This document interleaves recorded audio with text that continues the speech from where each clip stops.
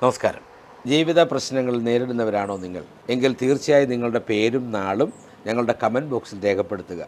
ഞങ്ങളുടെ പ്രാർത്ഥനാ വേളകളിൽ ഞങ്ങളത് ഉൾപ്പെടുത്തുന്നതാണ്.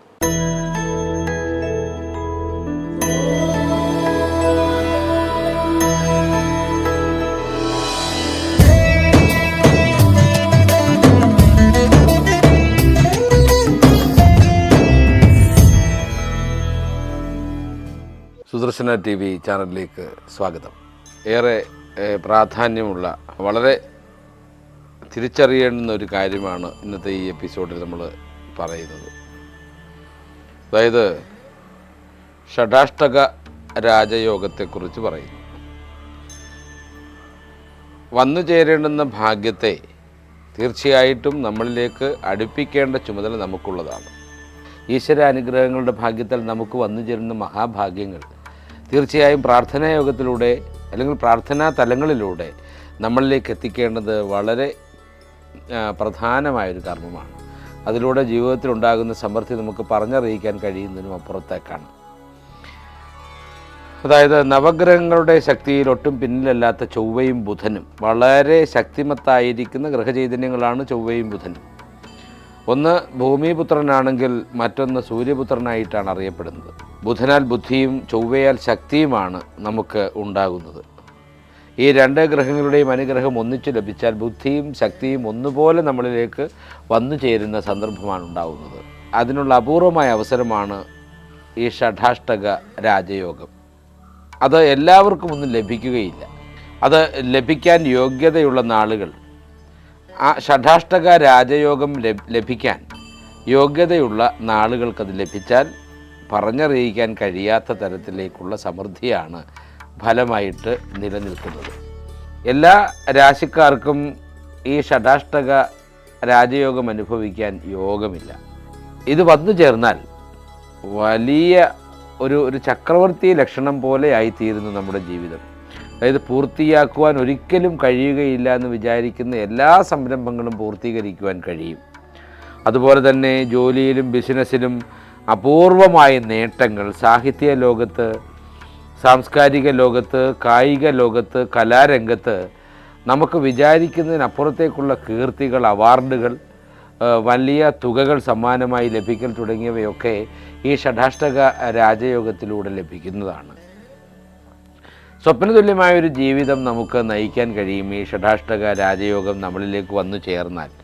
അത്തരം രാജയോഗം വന്നു ചേരുന്ന ചില നാളുകാരെക്കുറിച്ചാണ് പറയാൻ പോകുന്നത്.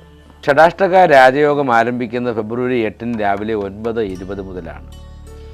അത് കുറച്ച് നാൾ ഈ പറയുന്ന നാളുകാരോടൊപ്പം ആ ഷഡാഷ്ടക രാജയോഗം ചേർന്ന് നിൽക്കപ്പെടുക തന്നെ ചെയ്യും. അങ്ങനെ വരുന്ന നാളുകളാണ് പുണർദം, അതുപോലെ പൂയം, ആയില്യം.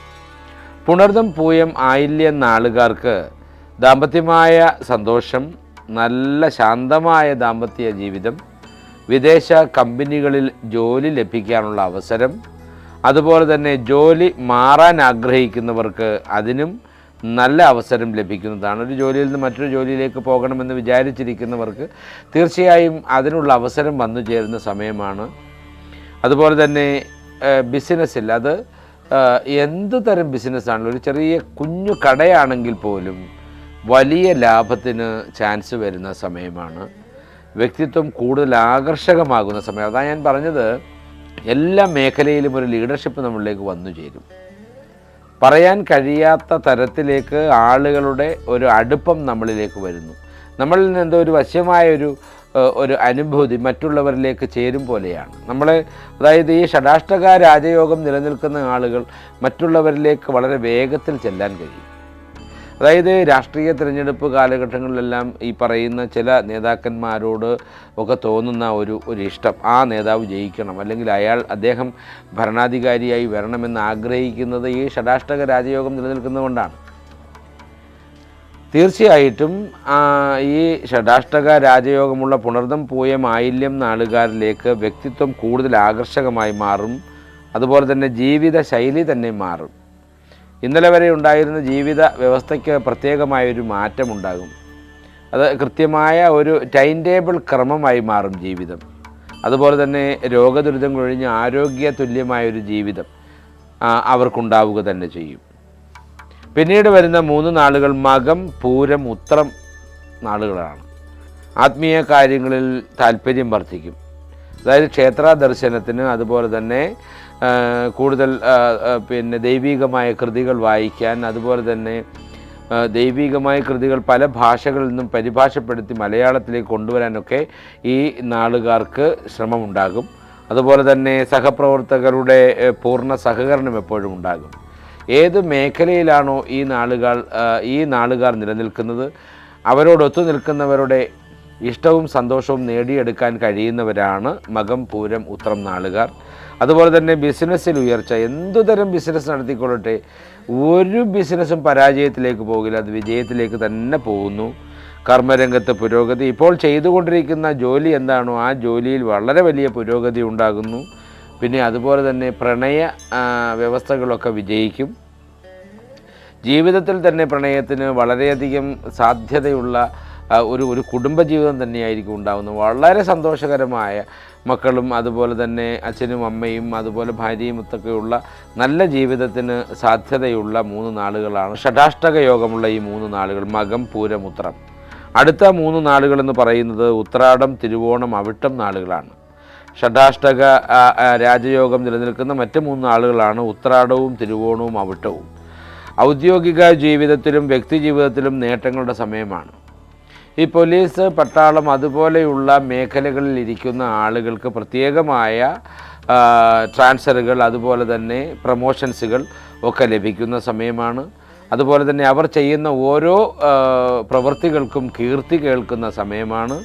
തീർച്ചയായിട്ടും വ്യക്തി ജീവിതത്തിൽ വലിയ നേട്ടങ്ങൾ അവർക്കുണ്ടാക്കിയെടുക്കുവാൻ കഴിയും. ജീവിതത്തിൽ സുഖവും സമൃദ്ധിയും നിറഞ്ഞു നിൽക്കുന്നതായിട്ട് കാണാൻ കഴിയും. മക്കളാകുന്നവർക്ക് ജോലി ലഭിക്കുക, അതുപോലെ അവർ പഠനത്തിൽ വളരെയധികം തൽപരരാവുക, അതുപോലെ തന്നെ വളരെ മംഗളകരമായ കാര്യങ്ങൾ ഗൃഹത്തിൽ നടക്കുക തുടങ്ങി ഒട്ടനവധി മനോഹരമായിട്ട് ആനന്ദദായകമായിരിക്കുന്ന ഒരുപാട് കാര്യങ്ങൾക്ക് സാക്ഷ്യം വഹിക്കേണ്ടതായിട്ട് വരുന്നുണ്ട് ഈ ഷഠാഷ്ടക രാജയോഗമുള്ള ഉത്രാടം, തിരുവോണം, അവിട്ടം നാളുകാർക്ക്. അതുപോലെ എല്ലാ മേഖലകളിലും സംതൃപ്തിയും സന്തോഷവും ഉണ്ടാകും. എല്ലാ മേഖലകളിലും സന്തോഷവും സംതൃപ്തിയും ഉണ്ടാകും.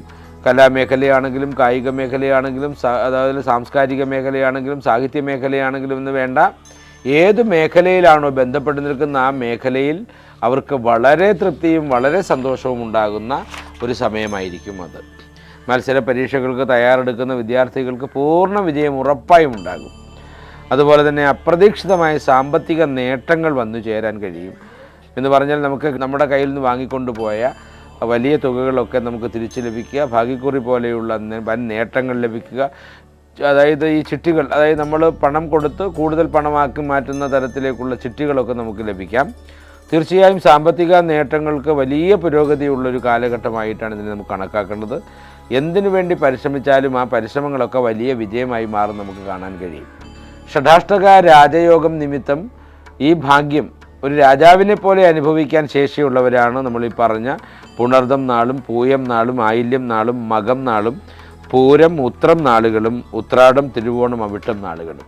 തീർച്ചയായും ഈ 9 നാളുകൾ എന്ന് പറഞ്ഞാൽ ഫെബ്രുവരി 8 മുതൽ ആരംഭിക്കുവാൻ പോകുന്ന ഏറ്റവും വലിയ ചക്രവർത്തി യോഗം പോലെയുള്ള ഷഠാഷ്ടക രാജയോഗത്തിന് പാത്രീഭൂതമാവുകയാണ്. ഈശ്വരാനുഗ്രഹത്താൽ അവർ വളരെ സംതൃപ്തമായ ജീവിതത്തിൻ്റെ ഭാഗമായി മാറട്ടെ.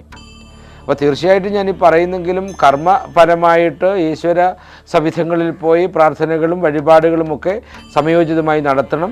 അതുപോലെ തന്നെ തീർച്ചയായിട്ടും ഈശ്വര ചൈതന്യം കൂടെ ഉണ്ടാകണമെന്ന പ്രാർത്ഥന എപ്പോഴും ഉണ്ടാകണം.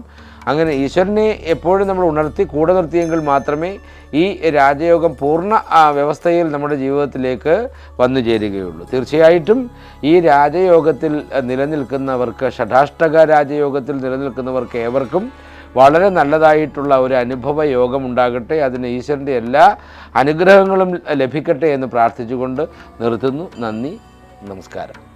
എല്ലാവർക്കും നല്ലത് വരട്ടെ.